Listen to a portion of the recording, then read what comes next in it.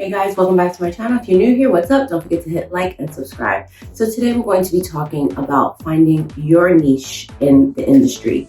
So if you are a new nail technician, this is something that you want to think about as you start to grow your clientele, your business. And if you are old tech, this is something that maybe you want to start to establish. So we're going to be discussing what is a niche? How do we discover this? And I have a special surprise for you that's going to help you find your niche. Coming up right now.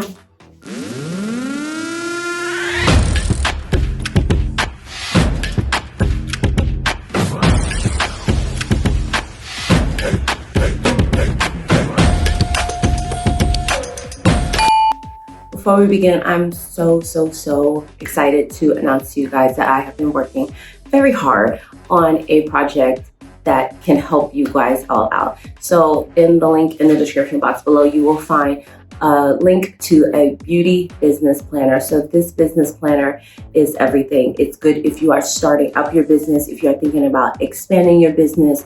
It's good for lash techs, nail techs. I wanted to cater to everybody in the beauty industry. The examples are nail related because I am a nail tech, but it can help everybody. So it's going to take you through the whole process of starting your business, how to create your services, how to price them, your tax information, your payroll, your income tracker, your expense tracker. We're talking your content for your social media calendars, appointment tracker, all that. It's over 40 pages. It's a beauty business planner and workbook. It's totally digital. It's fillable that you can put it on any device and work with it. You can print it out and keep it some stuff for your own records. It's amazing. I'm working with it myself for over a month. I've had a couple girls working with it and I've gotten nothing but great feedback. So I hope you guys enjoy it again. The link is in the description box below. Okay, so let's begin by talking about what is a niche. So a niche is when you target a specific audience or group by specializing in a certain area in the market. So for example, if you're somebody that likes to draw.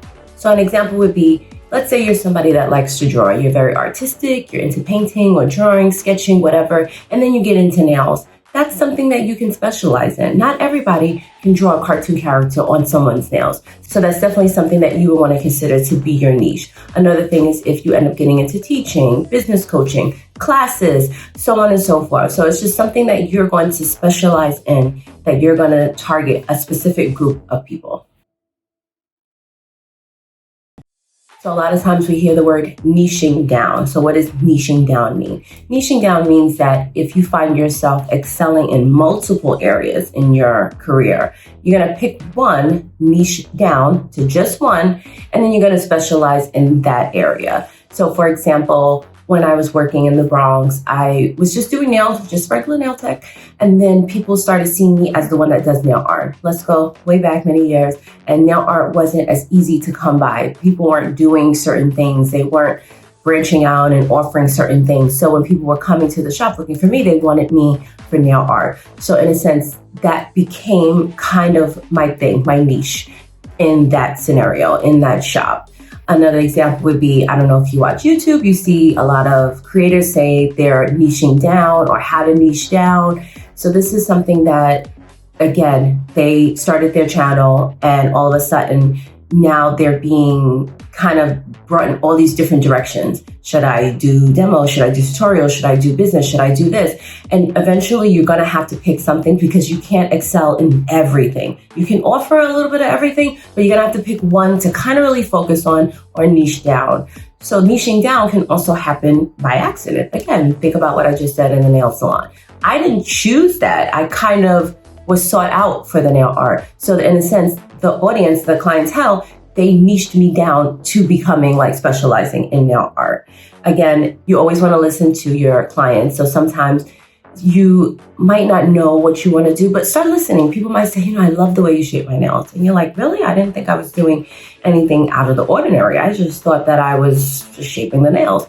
But that might become your thing over time, getting really good with shapes or really good with application, really good with gels, with polishing, with nail art. It could be any little thing that you can start to make your thing. However, what you don't want to do is end up being niched down by your audience and then realizing that's not something that you really wanted to do. So an example of that would be, let's use my channel, for example. I started the Nail Teach channel because I wanted to bring some education to the platform for the nail industry. So I do demos, tutorials, we talk business, we talk education, we talk all of that.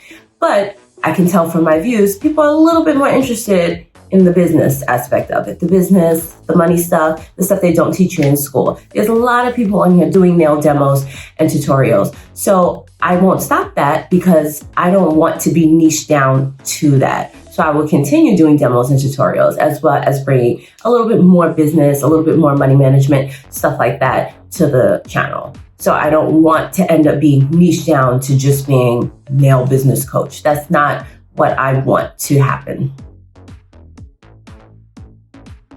So how do we choose a niche? So first you want to think about, again, an area or something that you're doing when you're doing nails. What's the part about this whole business that you kind of enjoy the most? What is your audience telling you? What do your clients say to you? What do you feel that you would want to become known for? Again, it could be anything from your application to shaping to your customer service skills. Some of my clients love the little foo-foo-ness that I do here, my little pedicures. They love that aspect about it. That's kind of one of my things. It's not my niche in doing nails, but it's become one of my things. They know they're not just going to get regular stuff with me. They're going to get a little bit extra, a little bit nice. I cater to my customers. So, but what is your thing? What is something that you can bring to the table that can become your niche?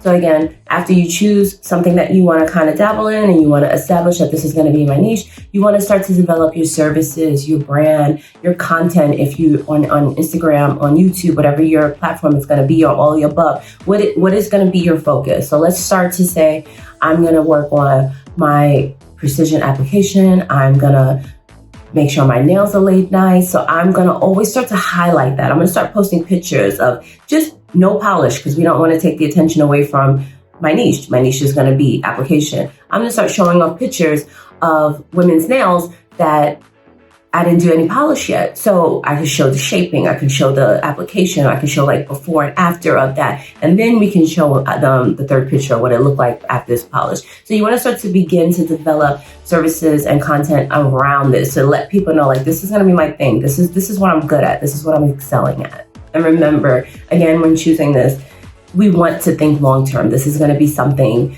that we're going to be known for. If you want to make it your thing, you have to stick with it. This is going to be long-term because people will come to you in 5 years like, I want you to do this nail art. I want to draw all these characters and I want to do this. And if you're like, I don't want to do that anymore. I'm so overdrawing cartoon characters. I'm so overdrawing on nails.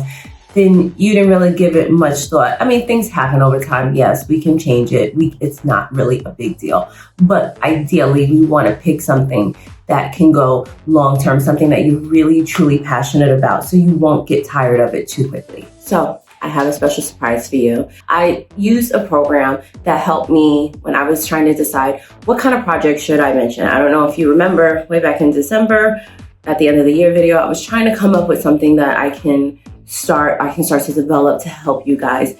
And I went through several steps of a process. Who do I want to target? How am I going to do this? How am I going to bring something different to the platform? So on and so forth. So I used the program and it helped me niche down my idea. So I've revamped this and created a free fillable document that you can download that's going to help you break down your thought process in helping you define your niche. Is this going to be successful? What is it going to be? What is it going to include? Who's your target audience? So if you click the link in the description box below, you can get into that. So I'm going to show you really quickly before you exit this video, how we're going to use this document. So with this niche document, you first want to begin to think about an interest. Think about all areas in your life and what really interests you when it comes to your craft. Just pick something that ideally can be long-term. Then, is this a passion of yours? Do you have any past experience with this interest? And then you want to think about your target audience. Think of the group or the audience that will appeal to this service and be as specific as you can.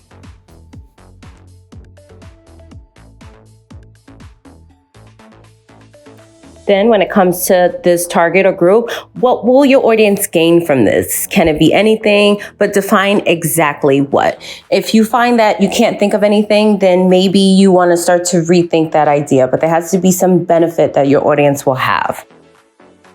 Then we're going to simply check yes or no. And obviously if it's no, then this ain't it. Can this idea generate income? Check yes or no. Then you're going to do a little research and find a few other nail technicians or spas that are doing the same thing. You don't want to be so unique with an idea that it doesn't sell or work. And just because others are doing it doesn't mean you can't. Everyone has something to give to the industry. And then figure out about how much they're making per week. You can look at their views and such, and maybe their pages, their links to guesstimate how much they make. And then finally, you're going to just fill in the following sentence and confirm your niche. If you successfully completed everything, you should have a general idea by the time you get to this last section if this idea could possibly work. And then you can feel free to use this document for other ideas or for each idea and then compare them in the end. So now that we went over that, again, click the link in the description box below to download that free document. If you guys have any questions, please leave me a comment below. Thank you so much for watching. I will see you next time. Bye.